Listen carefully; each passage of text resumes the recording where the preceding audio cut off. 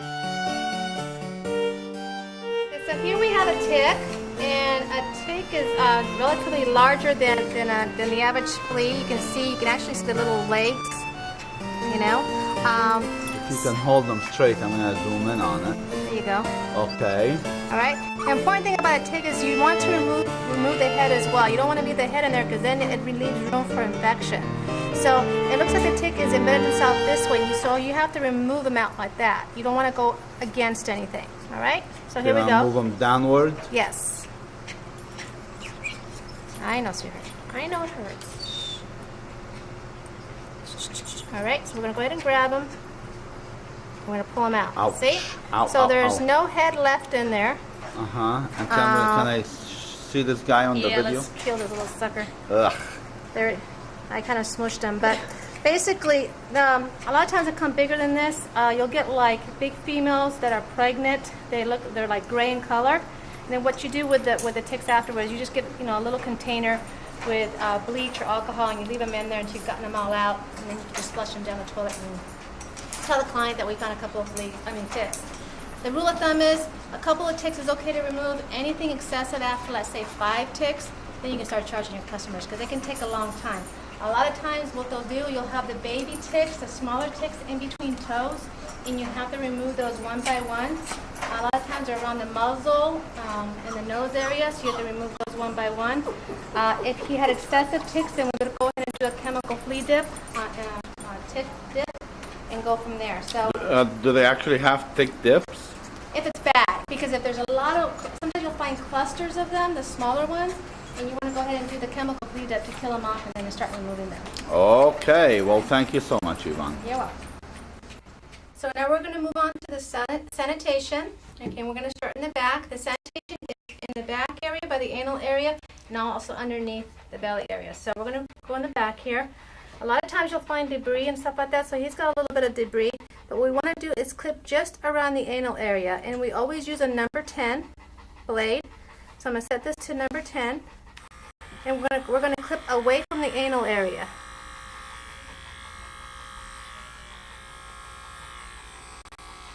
Never putting our blade directly on the anal area. Now again, like I said, this dog is going to probably be shaved. I'm going to have to bathe that area first and come back and finish it up. But basically you're just cleaning around the area. I don't want to touch that with my blade if all possible. It's just around the anal area, and again we'll go back to that after the bath. Okay? And I'm going to show you the sanitation trim in the belly area. Now, Polo is a smaller breed, so I'm able to hold him up. If he's a larger breed, you can lift the leg and shave underneath. Okay? But because he's a smaller breed, I can lift him up like this and get in there and clean that up. Alright? We're going to go against the grain. And he's very matted.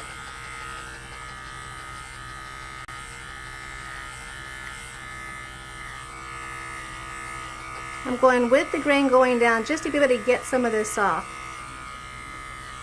Normally you won't see this much going on down here.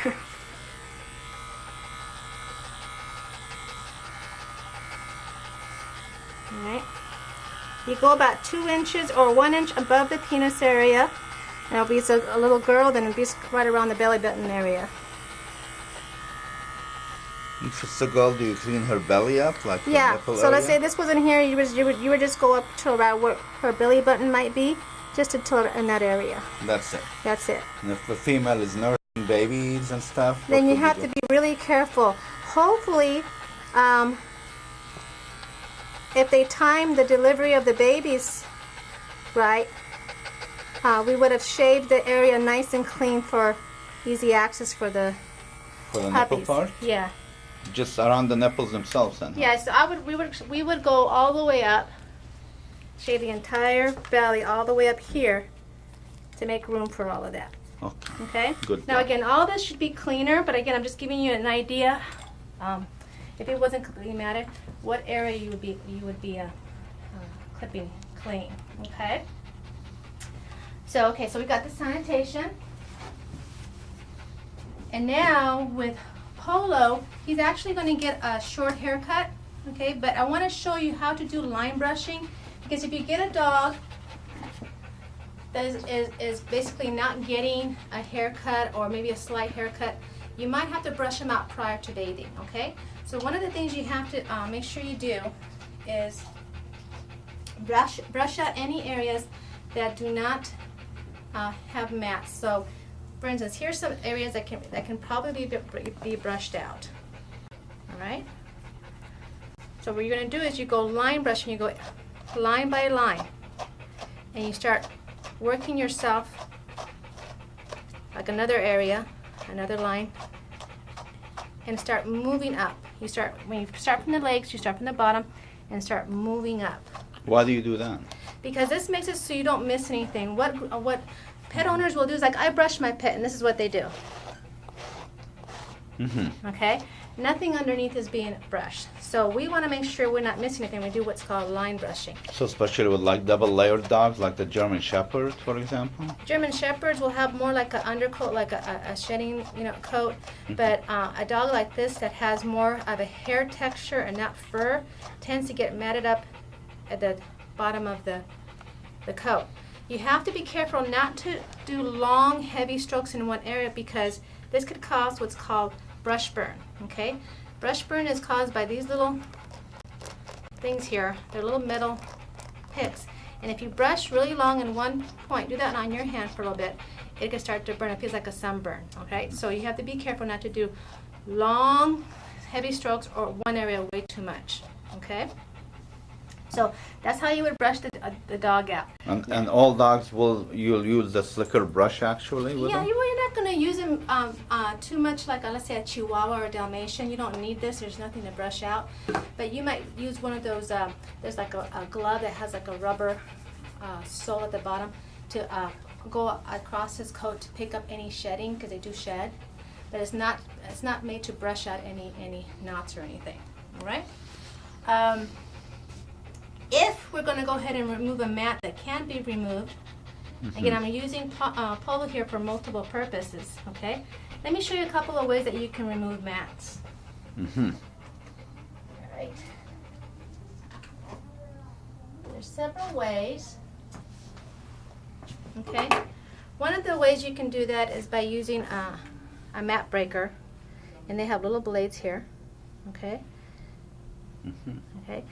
And let's see if we can find something that we can maybe work out. You're going to get the blade underneath the mat.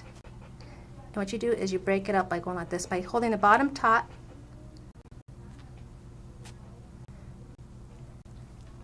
And again, it's just like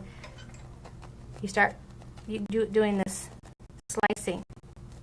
Okay? You could see how that could be tedious, time-consuming, and hard on the dog. I would never do this on the entire dog. If I had a mat here and there, that's what I would do it. The other way you could do it... What if you have a mat dog is totally matted? Then there's no way you're going to go ahead and demat that dog. You're going to shave it down. And I'm going to show you what we're going to do that on him as a last resort. Now, another thing you can do to help you work out a mat is use cornstarch. Cornstarch? Yeah. Cornstarch you can buy, in any grocery store. Okay. And that helps to break up the mat a little bit. See how it's kind of, the cornstarch has like a little silky feeling to it.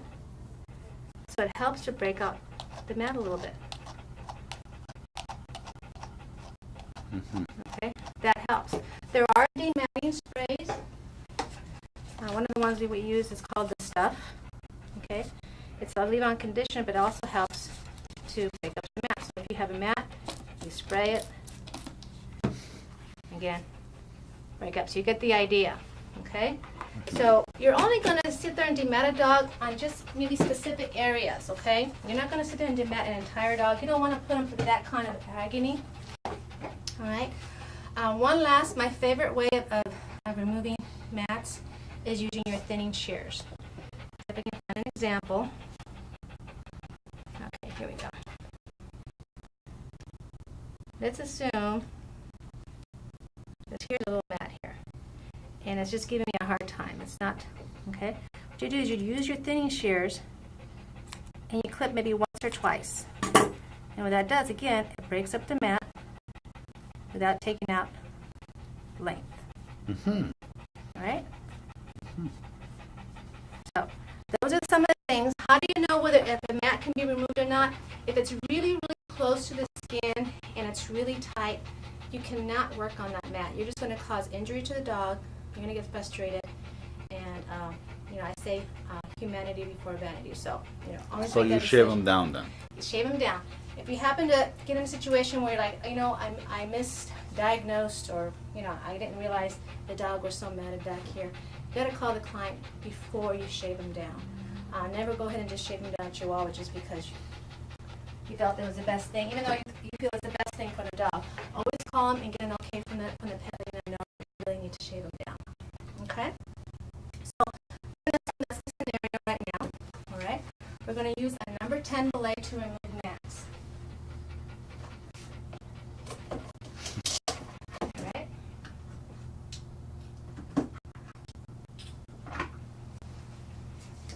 You could also use a 7 skip tooth. All right? And what you want to do is start from the top and work your way down. Now I'm just going to go in certain areas where we have more trouble removing mats just for the sake of time. But what you need to do is get underneath. First, get underneath it, okay? And then, you might be able to get underneath it with a number 7, okay? The owner wants us to leave a 1/4 of an inch. Now the reason why I started with the 10 is just to get underneath the mat, because sometimes the 7 you can't get underneath. So now I've gone just right underneath. I want to see if I can get the rest of the coat off with a number 7. The 7 is going to leave, or 7 finishing blade, excuse me, is going to leave about a 1/4 of an inch on the body. So you're gonna shave them down, then bathe them. There's no need to bathe them if you're gonna shave them down. If you're going to shave him down, there's no need to bathe him. Now, this is going to take some time. See how it's going to come out like in one piece? This is an example of a matted coat.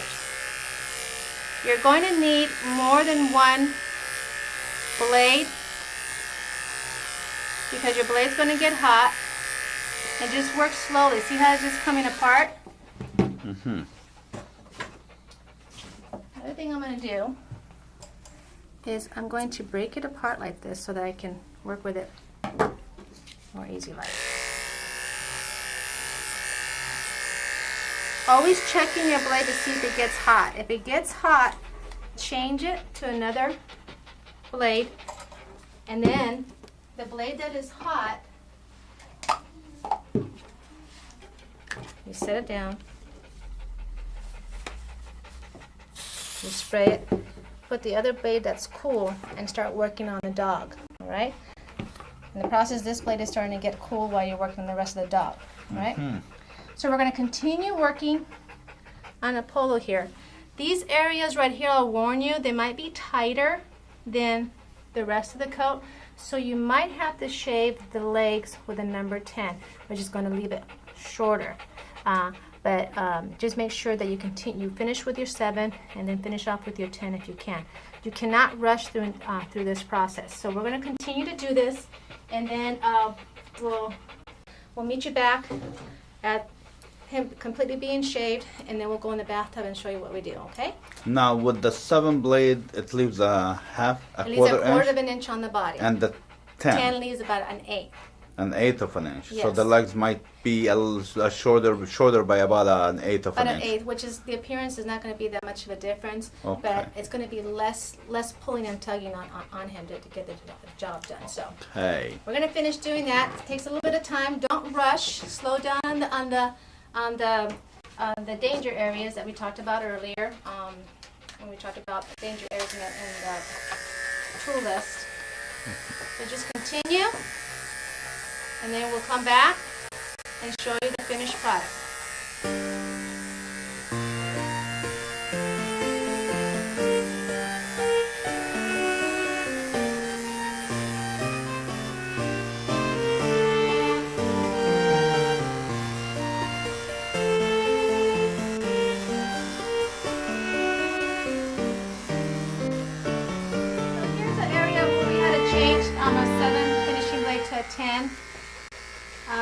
because the mats are just too tight. You know, when you get a dog in this shape, there's always a risk of injury. You know, you can be very careful. Luckily, Polo here is being very cooperative. This is where this cordless comes in real handy for these little areas. But the best thing is to not allow your dogs to get in this shape. Understanding the anatomy of your dog when you're shaving them, knowing, you know, where, if there's a dew claw here and you think it's a mat, it's not a mat, it's a dew claw, so you're not trying to get that out. So be aware of the dog's anatomy. Here's the back end. Here's another danger area. This little area right here. Sometimes you get such heavy mats that you can accidentally slice in here. It doesn't bleed, but the skin pulls apart like this and opens up, and the only way to fix that is stitches. Okay? So again, just an area you need to be careful. You can see there's some twigs and stuff in there. I found a couple of foxtails in his pads. So he's going to be a little bit tender in some of those areas. So right now, again, I'm using a number 10. I'm using this little cordless clipper. It makes the job a little easier. When we're talking about all this matted area, we're going to go ahead and just clip that away. Remember, he's an unneutered male. We want to make sure he goes back as an unneutered male. So what do you do with his head at this point? Anything or nothing yet? Well, I think we can salvage the head. We're going to give him what's called a teddy head. Poor guy. Hi. Another area we might clean up in here after we bathe him. We might have to shave the eye matter in here. But this is, again, it's not a neat job. You can tell this is not all smooth. You know, you're not going for smooth right now. We're just trying to get the most of the coat off. Once we bathe them, we're going to come back with a clean coat and do a finishing. Run over the coat and make sure that everything looks nice and smooth. Okay. All right. Welcome back. Here we are with Polo. We're getting him ready for his bath. And what we did here is, one of the things you have to do is always secure your dog in the grooming tub. Never leave him unattended, never walk away from him. So we've harnessed him to a grooming restraint, and we attached him to the tub. One thing to always make sure is, especially at the end of the day, before you put any dogs in the bathtub, make sure that you clean the bathtub, you disinfect the kennels in the bathtub. Easy solution for that is bleach, 1 part bleach, and the other 5 parts water. So, and there are some solutions out there you can buy, but just basically give it a nice cleaning before you put your pet in the tub. What we're going to do today, I want to show you a couple of things. First thing we're going to talk about is a flea dip. All right. When you do a flea dip, the rule with a flea dip is that you only apply a flea dip if the dog is terribly infested with fleas. Okay. So a lot of products out there, one of the ones we use is Adam's dip, and it's highly concentrated. Okay, there's many out there you can buy, but it gives you instructions how to mix it. Okay, and it's basically a capful. For this one, is a capful for about this much, this size of a bottle. Wow. So no more. More doesn't mean better. Okay, so you would mix it. All right, and what you would do is first apply it around the neck area. Okay, I already know what this does to with the chemical flea dip. I don't react to it, but if you're not sure, it's better to wear gloves because we don't know if you're going to react to it. So the reason why you want to put it around the neck area, because the natural thing for the fleas to do is to run up to higher ground, and they're going to try to get away from the dip. They'll go into his ears, into his mouth, into his eyes, and make things very uncomfortable. Okay, so once you've created a barrier around the neck, you're going to go to all the warm spots, like the feet, between the toes, all those areas. And basically you are going to completely drench the coat with a chemical flea dip. The next thing you're going to do is you're going to get some cotton swabs. And you're going to apply the flea dip to the cotton swab. And when you get around to the face, you want to be, very gentle. You don't want to get anything in the eyes. And you're going to keep dabbing around the muzzle area, the ear area, until the head is completely drenched, okay? So that takes a little bit of time. One thing to watch out for, before you start doing the chemical flea dip, you want to look at the dog's eyes, make sure that they're clear, okay? Gums are nice and pink. Reason why you want to watch for that is that once you apply the chemical flea dip, you want to watch for any reaction. If his eyes turn red, if he starts breathing heavily, if he starts salivating, if his gums change, they get white or blue, then what that means is he's having a chemical reaction to the flea dip. What you do after that is you just wash it out immediately, and you inform the client that he had a reaction and that we couldn't perform the dip. Now, let's assuming that he's doing well. You kind of watch him for about 5 minutes. So he's doing well. You're just going to leave it on. A chemical flea dip, you can't rinse it. So once you see that he's doing well, you leave it on. You pat dry him with a towel, and he goes home wet. All right. So there's no styling. He doesn't get finishing touches or anything. He just goes home wet. He smells like some kind of chemical, but at least we can get rid of the flea dip. So. And then the homeowner needs to do something with the house, right? Yes. The other thing is that this is not a fix-all here. We do get what's on the dog, but the owner's going to have to make sure that the car he brought him in, he takes care of the car. He might have to use a fogger or some carpet, powder for fleas. Also, wherever he sleeps at, he'll have to, put a fogger in the house, maybe wash his linen. And it may take several attempts. Sometimes it takes a couple, like every 7 or 10 days you have to come back to get a dip and make sure that the house is clean from any, because they're eggs. They only live on the dog 20% of their time. The other 80%, they're just hanging out in little warm areas on the couch or on the carpet, waiting to hatch, and then they hop back in. So it might take a little while. So it's also the client's responsibility. All right. So that's one thing on the chemical flea dip. The other thing I want to also talk about, sometimes the dogs will get in a chicken fight with a skunk, and they come in here, and they want to get rid of the smell. The trick to getting rid of the smell on when a dog's been sprayed by a skunk is hopefully the owner has not already tried to wash the dog. Wetting the coat brings the odor up to the surface. So if that's the case, we have a better chance of removing the odor if they haven't bathed it already. But there's several products out there, and I just want to show you really quick. Nature's Miracle, the skunk odor remover. Okay, and this, I found this to work really, really well. Skunk Be Gone. So what I would do is shampoo him with this shampoo, and then I would apply this liquid. Basically, it's not cheap, but it really works. You would after you shampoo, you can completely rinse him, and then you would apply this liquid until he's completely drenched, and you leave it on. And then you kind of pat him dry, and then you can blow dry him afterwards. But it might take a couple of times. Most of it is concentrated in the face area, because that's where they have their noses, trying to figure out what that little cute little black and white creature is. So you don't bathe them after you de-skunk them with the Well, no, shampoo? yeah, this has to be left on. So you leave it on. For how long? Until it's a little bit dry, then you rinse it off afterwards. So you're going to apply it on, pat them dry, let it sit for a little bit, and then you're going to rinse it off. Okay. All right. So there's some home remedies with baking powder and vinegar.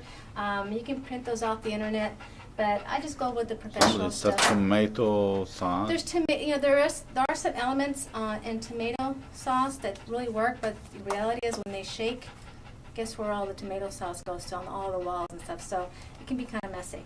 Mm-hmm. All right. So we're going to start with Polo here, like he's ready for it to be groomed. To be bathed. One of the things you always want to do is first check the temperature of the water. Right. The water should be comfortable to you, usually a little cooler than what you would normally like it in bath water.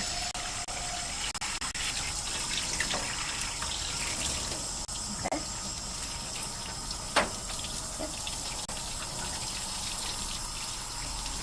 And I'm just going to get his entire body wet. Is there a trick where you start from on the feet of the body to get used to it? Well, I'm starting on the body first. I'm going to leave the head for last, and I'll show you why. Okay, we're going to do, I'm just just going to get them used to the water. That's why I'm getting them wet first. Usually they want to come out, they cry. Alright? So once we do that, we're going to do the good old anal gland express. Okay? Now, I'm not as coordinated on my right than I am on my left. But let's see if we can get a nice shot. I'm going to go ahead and clean that butt area a little bit. Okay? But I want you to see, we might get something, we might not. So, cameraman, just be careful. So we're going to squeeze just a couple of times. Okay, he doesn't have a problem with his anal gland. See that white stuff there? Those are anal glands. And why do you do that? Because anal glands sometimes have some of the smaller dogs have a problem expressing their anal glands. And what happens, they become impacted. They'll start doing scooting, that type of behavior, okay? And sometimes it's a vet check.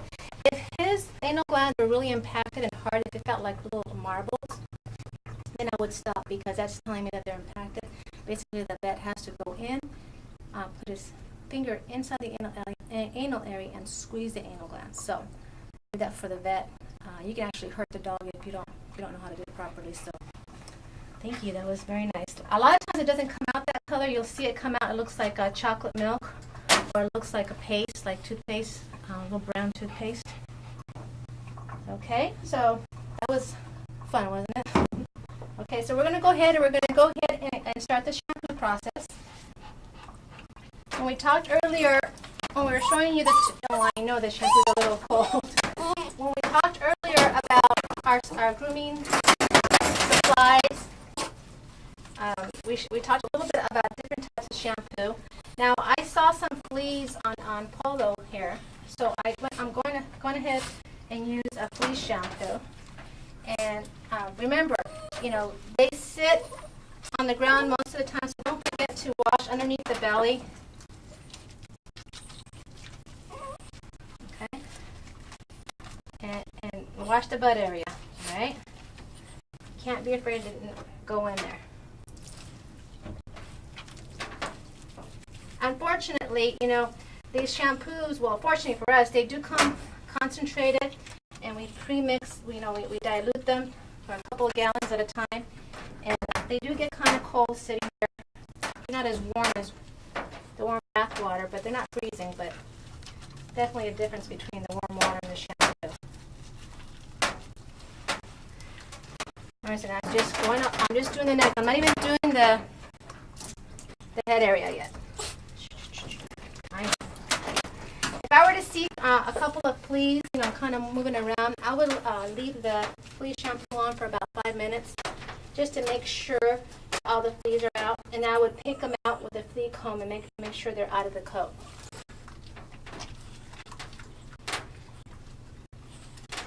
All right. So we're going to go ahead and rinse.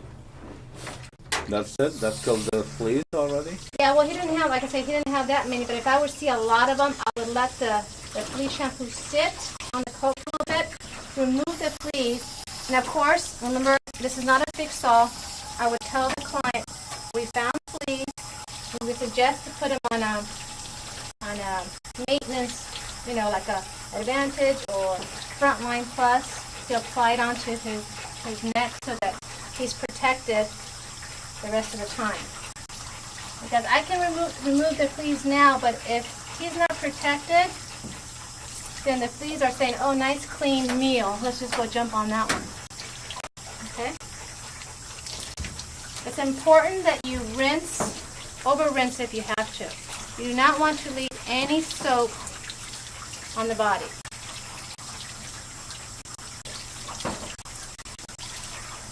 Don't forget underneath the belly. How you doing, Apollo?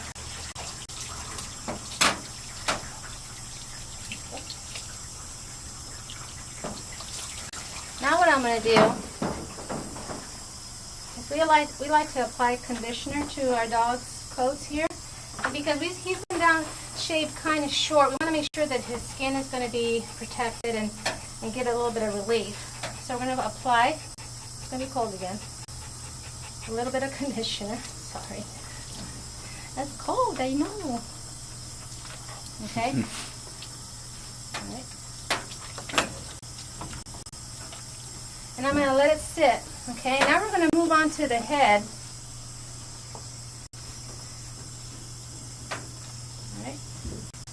I'm going to brush his teeth first.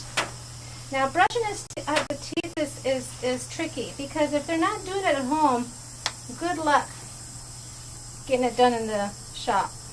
But you gotta make sure they have these little finger toothbrushes. They have toothbrushes for dogs. They usually come in a set, either a finger toothbrush or a regular toothbrush. This is from Top Performance Pro Dental. They're all pretty good. Just choose one that you want to try. All right, and you just put the toothpaste. They say it tastes like beef. I don't know unless you want to try it. No. Pay you $20. But it smells like mint. So you want to get them from behind. You really don't want to get them from front because they'll avoid you. He might avoid me here. He's doing pretty good. And we're just really just massaging the gums. I personally would like to just get my fingers in there. I'm supposed to show you all the ways. You can take a washcloth too, a little washcloth, and just, all you're really removing is any hair particles that they chew on their coat. You can see that, see how these canines, he's got plaque. Teeth brushing is not going to remove that, okay? We would suggest to the client that he needs professional teeth cleaning done. Some places do offer non-anesthesia teeth cleaning, and it'll remove all that plaque and tartar. But you see, that used to smell a lot better. Okay, and they just eat it. It's not harmful. There's no fluoride in it, so it's not going to harm them. All right. So we're going to move on to the head. And what we want to do is protect the ears. Okay, and we want to apply cotton to the ears so that we make sure that we don't get any water inside the ears. Don't be shy about putting it in here. You want to make sure that no water gets in. Okay? Just don't forget to take them out. Just don't forget to take them out because then you'll call him and he won't answer. You're like, Apollo. Now, there's a good chance he's going to shake them out while we're in here, but we're going to do our best that he doesn't do that. Okay? Now, when you come to the head, you want to cover his eyes, hold his ears down. Getting his muzzle wet. Okay. Then we're going to use the puppy shampoo. I always use the puppy shampoo for the head because it's less irritant to the eyes. Hi.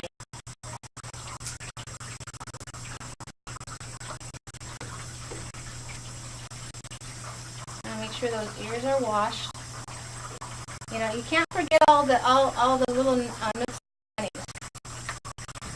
I remember when my kids started bathing on their own, I always make sure that they washed everywhere.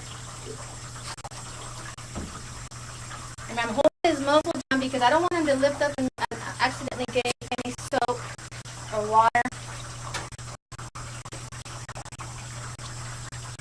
Up his nose. Up his nose, and because any kind of water in the nose can go into his lungs.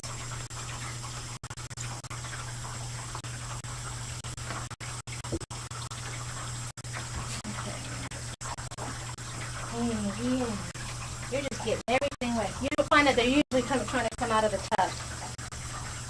I want to get in here where there's all the eye stain and try to get that cleaned off.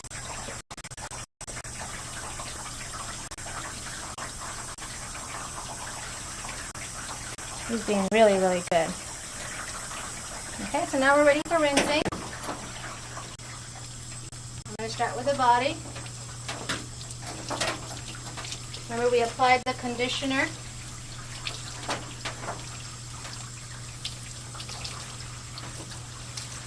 If you get a really filthy dog, it's okay to shampoo twice. Sometimes that will be needed, but most of the time, one, especially in this chair, we shaved off all of his coat. There isn't much left. then one good rinse, one good wash is good. Again, I'm going to hold his ears down and his head down so he doesn't come up. And that goes to every dog. That goes for every dog. Not to say that every dog is going to be as cooperative as Apollo here.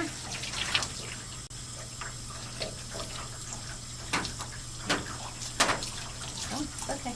So I'm just holding his muzzle down and still rinsing the muzzle.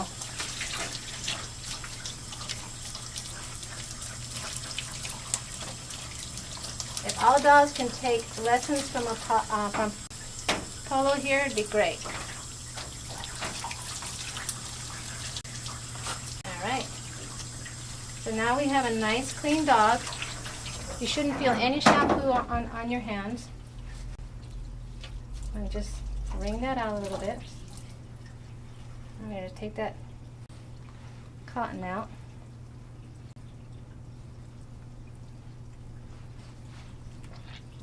I'm just kind of wringing things out. Squeezing the water down.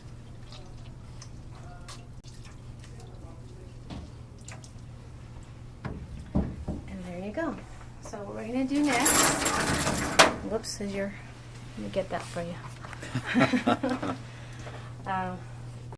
Just going to go ahead and get them a little bit dry here. How are you doing? Sometimes the dogs will get like hair in their eyes, you know, from being bathed or blow dried.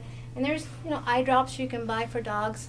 And you can rinse out their eyes. So what we're going to do is we're going to go ahead and take them to the drying area. And we'll show them how to blow dry, okay? So we'll meet you there. Welcome back. Here we are in the drying room with Apollo. He's ready to get dried. One of the things you need to use in a drying area, or as far as equipment, is a good blow dryer. You don't want to use one of those your own home dryers because they have a heating element and you can burn the dog's skin. A lot of these do have the K9 is what we use. There's different types. There's a 1-speed and a 2-speed. This is pretty much, you know, for a shop. But you can use one of these at home. I would totally invest in something like this. Okay. They have a 1-speed and 2-speed. And because Apollo here is a poodle, we're going to go ahead and we're going to have to use our slicker brush to brush him out while we're blow drying him. Okay? But the first thing we're going to do is going to start blow drying his body. Again, he doesn't have a whole lot of fur now, so I just want to show you the technique. So it's going to get a little noisy. I'm going to show you how we're going to blow dry the head and how to brush him out. Well, since it will be noisy, what are you going to be doing with the head? Well, I'm going to show you how we're going to blow dry and how we're going to hold it and how to avoid the ears. You don't want to get air in the ear. And you're just going to basically watch the holding techniques. Not all dogs appreciate the blow dryer on their head. So we'll see if he gives me any trouble, and I'll show you how you see what I'm going to do to keep him in place. If he doesn't tolerate the blow dryer, then we put him in a cage dryer with a fan and let him dry like that, and it'll take longer. Okay? So here we go. We put it on low speed.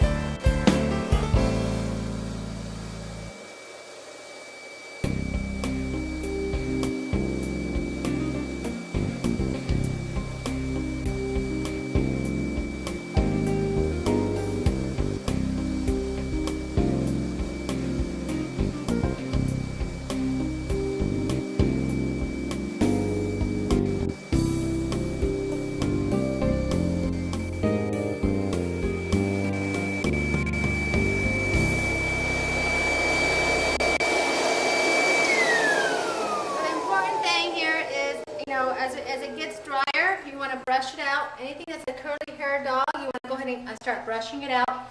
There are stand-up dryers that you can purchase there, or a clamp you can purchase to hold the drying hose in place.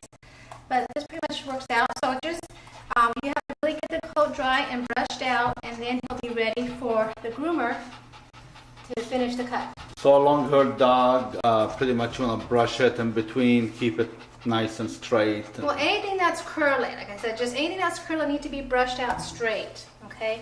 And you'll continue to do that. If it's just like a long silky coat, you're gonna just make sure you're not gonna make any movements like this, because you don't want the hair to troll into a knot.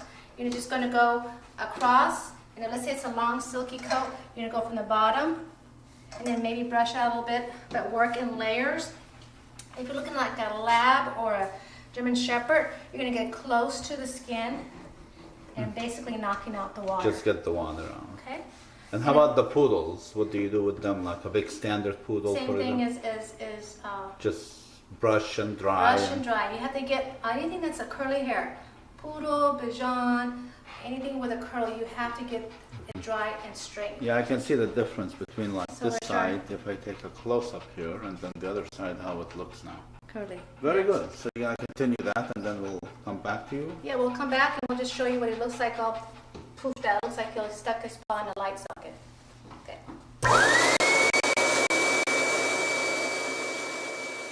Welcome back. Here we are with Polo. He is completely dried out. I told you he was going to look like he stuck his paw in a light socket. He is dry, brushed out, ready to be handed over to the groomer.